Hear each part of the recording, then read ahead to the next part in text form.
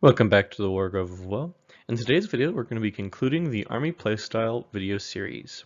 This part 4 is going to focus entirely on Grand Alliance Death. This one will be a little bit shorter, as there is only 4 books in Grand Alliance Death: Night Haunt, Flesh Eater Quartz, Oceanic Bone Reapers, and Soulblight Gravelords. Now, oddly enough, a lot of these armies share a few similarities and quite a significant number of differences that make them all unique and enjoyable to play. So if you are looking at the undead armies of Nagash and people who feign allegiance to Nagash, then take a look at this video. So as with all of my previous videos in this video series, before we get started, I'll explain my reasoning and explanation behind the different playstyles. So generally speaking, each army in Age of Sigmar 3.0 has a primary playstyle and then some playstyle modifiers. I think that there is 3 categories of playstyle: your aggressive factions or your rush factions, then defensive castle or cagey factions, and then finally movement, trickery, or finesse armies.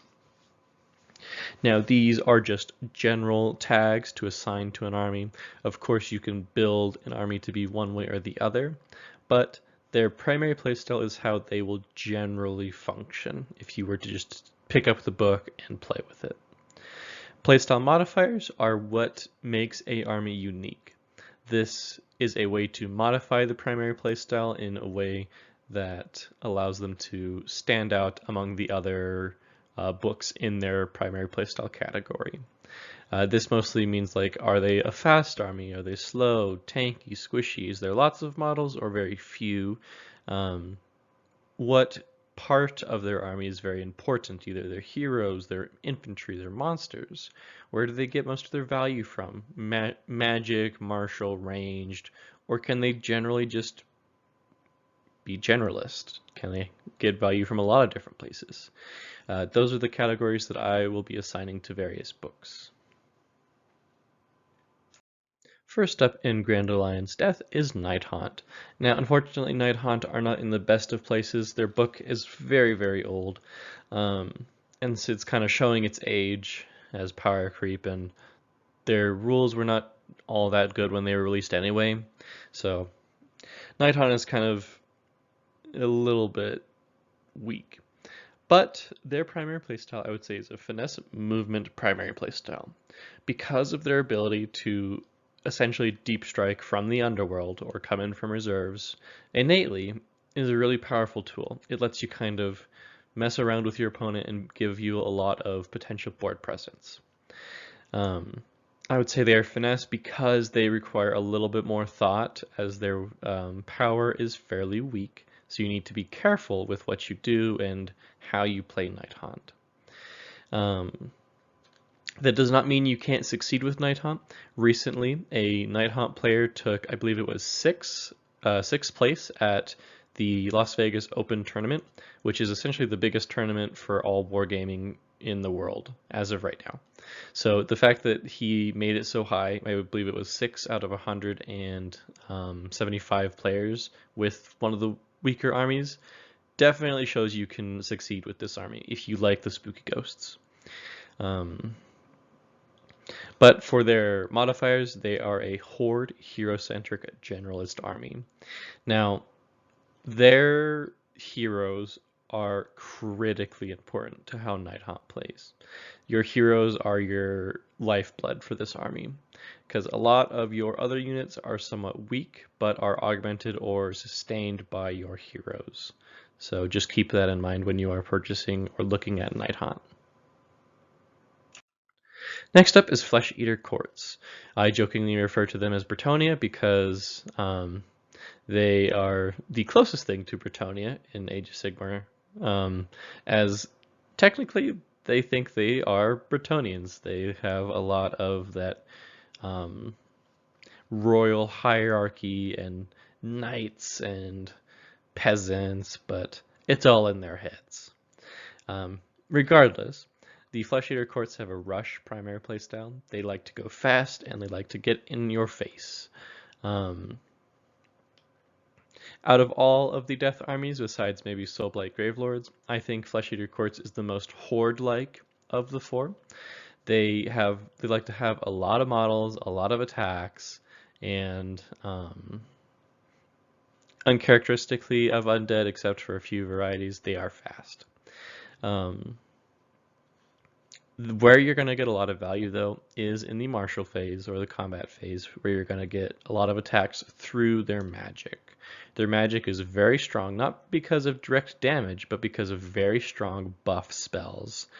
Getting more attacks on your models is amazing.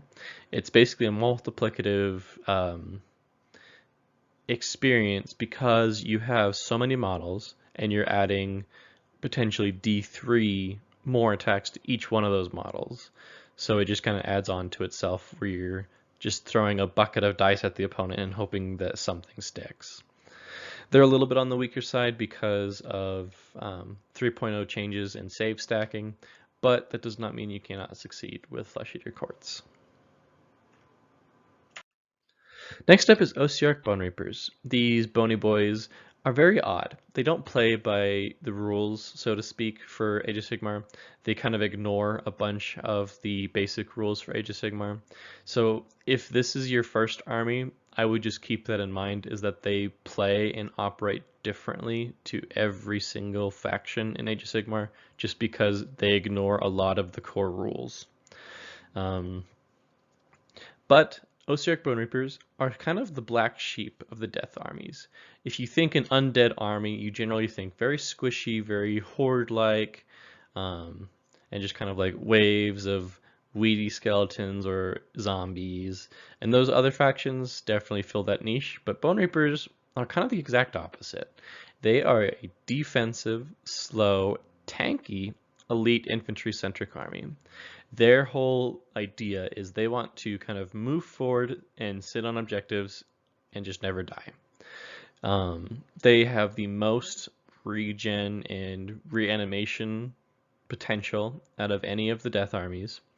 They have an absurd degree of tankiness. For example, their Mortec Guard, which is your bread and butter, that's where your infantry-centric keyword comes from. You can get them with various abilities to a 3-up re-rolling save, and then you have a 5-up ward potentially, and then a 4-up reanimation from the Galthazar Harvester. So you just have so many chances to stop damage from coming through, and then you can bring them back with your heroes. So there is a whole lot to like about OBR. They're a little bit weak, just kind of, I wouldn't call them weak, I think they're middle of the road. But that's just because that they don't have any ways to deal with range heavy factions or like I said, the very strong rules of 3.0, like all out attack, all out defense. They don't have access to those. Recently, there was a White Dwarf that kind of gave OBR a few tools to kind of compensate, and that helped them, definitely. But OBR is definitely middle tier, I would call them. Very fun faction, very cool aesthetic. I personally own an Oceanic Bone Reapers army. I love playing them. They require a little bit of micromanagement, I would say, because of their relentless discipline abilities, which I personally enjoy. So, before we move on to our last army, I'd like to give a special thanks to my Patreon supporters, especially Nick Hoff. You guys are amazing, and just kind of having you all there is a wonderful tool for me to just see that my content is enjoyed and that people kind of like what I do. So thank you so much. Last but not least is Soulblight Gravelords. Now, Soulblight Gravelords is a very interesting one. They are kind of a trickery, aggressive primary playstyle. Now, that trickery keyword is a little bit loose. I would say that they have a lot of shenanigans that they can get up to, But generally speaking, Soulblight Gravelords is a horde hero-centric army. Your vampire heroes and your other heroes are going to be where you're getting a lot of your multiplicative power from, that help keep your hordes of zombies and skeletons alive and kicking butt. Now there's other builds that revolve around blood dragon or blood knights, the cavalry or monsters and zombie dragons, and so Black Gravelords has a lot of variety. But generally speaking, you like to have a lot of horde. Some of the top builds that I've seen have like 120 zombies on the table at one time. Just 2 units of max reinforcements, because that's just a lot of bodies. And honestly, I think Soulblight Gravelords can field some of the most amount of units you can get. They're very interesting. And as you would expect with kind of vampires controlling hordes of undead, their heroes are going to be your linchpins. You want to keep them safe, you want to keep them alive, so they can either use command abilities, buffs, or spells, or something to kind of give your army oomph. And I would say that they're a little bit more difficult to play than I initially gave them credit for, because a lot of their buffs and abilities and spells require keywords. So you have to keep that in mind when you're playing Soulblight Gravelords. Well, that was it for all of Grandelion's Death. This concludes the Army Playstyle Overview video series. I hope you enjoyed it. I personally really enjoyed making these videos. It was lots of fun to kind of take a look at all of the different armies and assign them some easy to understand tags for new players to kind of take a look at a glance and have a little bit easier time deciding what army to build. So yeah, if you enjoyed this video, please leave a like or a comment. And if you enjoy my type of content, consider subscribing. This has been the Wargrove of Woe, and I'll see you guys next time.